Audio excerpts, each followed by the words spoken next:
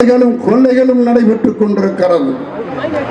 இதே தமிழ்நாட்டிலேதான் சோழர் காலத்தை பற்றி திமுகவினுடைய தலைவன் கருணாநிதி அவர்கள் சொல்லுவார்களே, நாங்கள் சோழர்களுடைய பரம்பரையிலே வந்தவர்கள் என்று அன்றைக்கு பீத்திக் கொண்ட திராவிட முன்னேற்ற கழகத்தினுடைய மறைந்த தலைவர் கருணாநிதி என்ன சொன்னார்? அன்றைக்கு சோழர் ஆட்சி என்று சொன்னார்களே, அந்த சோழர் ஆட்சியிலே அவனுடைய மன்னனுடைய மகன் அன்றைக்கு தேரோட்டுகிற பொழுது ஒரு பசுவினுடைய கண் அவனுடைய தேரிலே அவன் ரதத்திலே சிக்கி இறந்தது.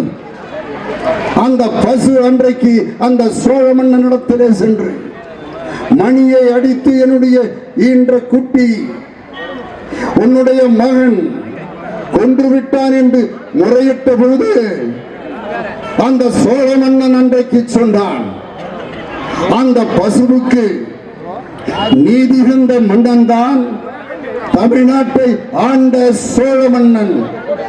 அதே தேரிலே தன்னுடைய மகனை வைத்து கொன்று நீதியை நிலைநாட்டியவன் தான் சோழ மன்னன். இதே தமிழ்நாட்டிலே அப்படிப்பட்ட ஒரு நீதி அன்றைக்கு நடைபெற்றது. ஆனால் திராவிட